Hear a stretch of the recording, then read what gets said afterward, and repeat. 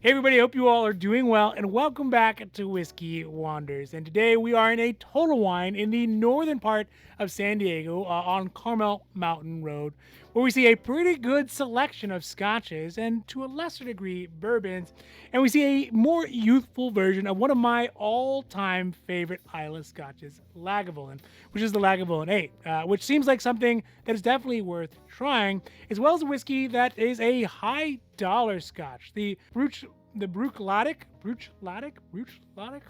Old and Rare 1985. We're just going to call that one the BOA 1985, which I don't know. For some reason, it caught my eye, but honestly, it feels a bit like it's too much scotch for the level of the scotch drinker that I'm currently at.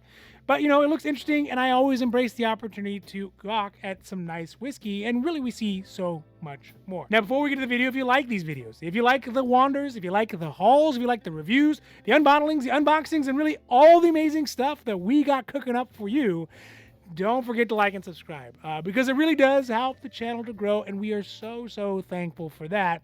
But also, you do get updates when our newest videos come out on Sundays and some of our shorts in between. All right, now, let's get down to the video. So today, while we are getting warmed up, let me grab a glass here. So today, while we are getting warmed up, and let's do a real quick whiskey check. And you know what? I think I'm going to enjoy something out of the Costco high-end selection. This is Kirkland single barrel. Oh, yeah. It's finally starting to show up, I think, on shelves a couple places. So, I don't feel so guilty drinking it. So let's see if we can get a pop on it here. Hey, that's pretty good. A little cute one. Get some juice. Yeah. And to whiskey. Because honestly, let's face it, you can never really drink too much of it. You can only just kind of sort of drink it too fast. Cheers. Oh, yeah. That is good. Very tasty. All right, so first up for today is one of the youngest age statement whiskeys from the line of Lagavulin, which is this Lagavulin 8 years old. Now, the Laga 8 has really started to become a member of the permanent Lagavulin lineup, even though it was initially just started as a limited edition to celebrate the 200th anniversary of the brand. And also, there's that thing where Diageo, the supreme corporate liquor overlord who owns Lagavulin, they love to create whiskeys with a slight variation for specific occasions, and then, of course, charge for twice the original price, even if it is only half the age. So, all right, that's my rant. I'm not going to get any farther than that. But anyways, there is a story about this whiskey, about how Alfred Barnard visited the Lagavulin distillery in the 1880s and thoroughly enjoyed the 8-year-old version. So this one was kind of also made in honor of that as well. Also, the big question, who's Alfred Barnard? Which is quite a good question, but really, whoever he was, he liked his Lagavulin 8, right? Actually, he was a very famous writer in England who wrote specifically about whiskey in the 19th century, and presumably, if he was alive today, he'd be doing my job as a whiskey YouTuber. Also, for when it comes to whiskey and writing, I think more Hunter S. Thompson than Alfred Barnard, but, that's just me. Okay, so for Lagavulin 8, as you notice, it is aged 8 years, which is basically half of what the normal Lagavulin is at, which is normally at 16 years old. But Lagavulin lately has really begun to rely on younger and younger age statements as they start putting out newer releases and also increasing the ABVs on them. So if we look at, for example, the 12, it has an ABV on it of 57.3%, which is obviously younger and obviously a higher ABV than the 16. Additionally, if we look at the 11, you can see that it too has a 46% ABV, and it is also still younger. And the Lagavulin 8 that we see here actually has an ABV that is even higher than that as it is younger. So it kind of follows along with the pattern.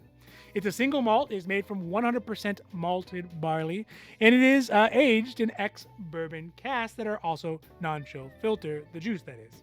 Now, the price we see here at the Total Wine is at $61.99, which is actually the lowest price that we've seen on it, even lower than what we saw at Costco, where we saw it last for $65.99. And even the Bevmo, Bevmo does have it. It ties the Total Wine price at $61.99. So by getting here at Total Wine, or if we had gotten it at Bevmo, we would have saved $4 off the Costco price, or 6.5%. The ABV, as I had mentioned, is at 48%, which is just a few points higher than the Lagavulin 16, the flagship, which is normally at 43%. So if you are into ABV, that is obviously going to be a nice step up. But where the Lagavulin 8 really differentiates itself is in what you would call its youthful exuberance. The tasting notes on it mention things like big league chew, white pepper, warm brine, vanilla with peat and spices, which is a pretty dramatic departure from that very steady, salty, and like brooding smokiness of the standard 16.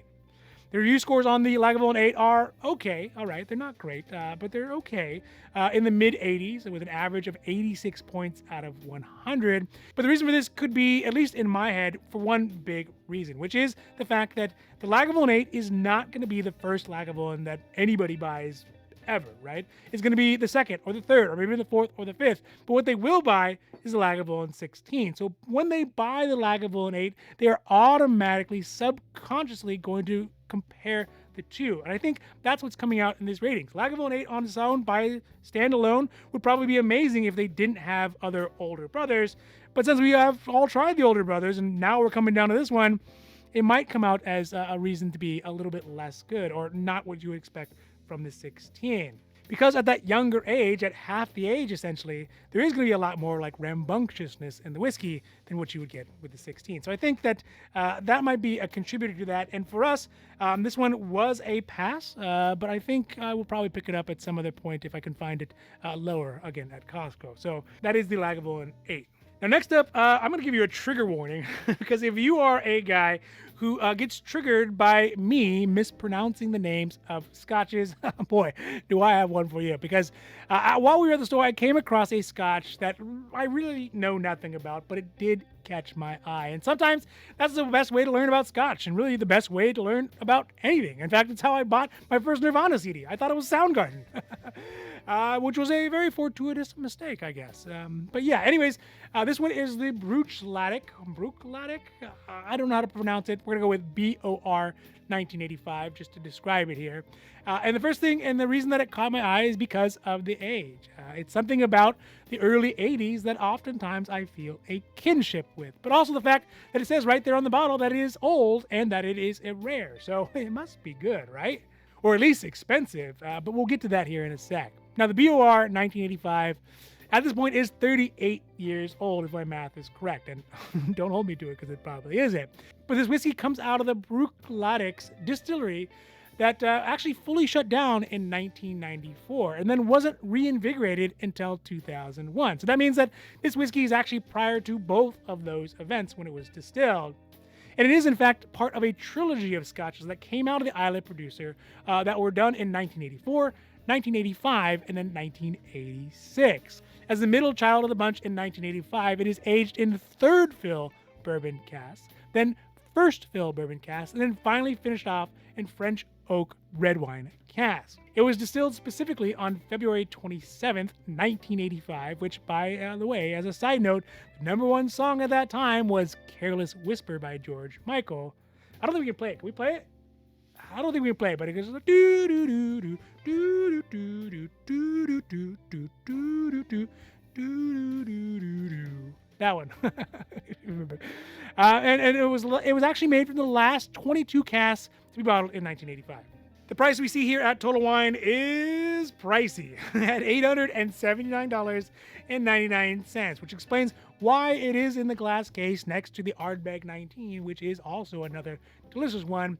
But despite being extraordinarily pricey, it's still going to be better than what you can find it at Bevmo for $899.99, as well as some of our other liquor purveyors around here that have it at that exact same price. That means that if we were to buy it from the Total Wine, we'd be saving about $20 off the next highest price, or 2.27%. So it's not a big percentage, but it's a couple bucks for sure. That being said, the ABV on the BOR 1985 is at 48.7%, which is respectable, especially considering, 3 decades ago, there was no way they were going to know that there was such a huge demand for high gravity whiskey with extraordinary ABVs, or, for the internet for that matter. But the tasting notes on it mention that it is full bodied, lots of sweet caramel, dried figs, dates, some citrus with wild berries, mulberries, and marzipan, which is a amazing lawyer firm. And also it sounds amazing. So, as you all would imagine, it should be for that price, I suppose. The scores I can find on it are pretty spectacular at 94 points out of 100. But, I think if someone is buying this, they've probably already been sold on it. No one's just buying this out of the blue. They had already made that decision to pick it up a long time ago. So not even looking at the reviews. But either way, it is still a pretty good score. And really the best out of the three of the 1984, 1985, and 1986 as far as score goes. So I think for this one, this is one that we did pass on, but I think I'm going to add it to my wish list.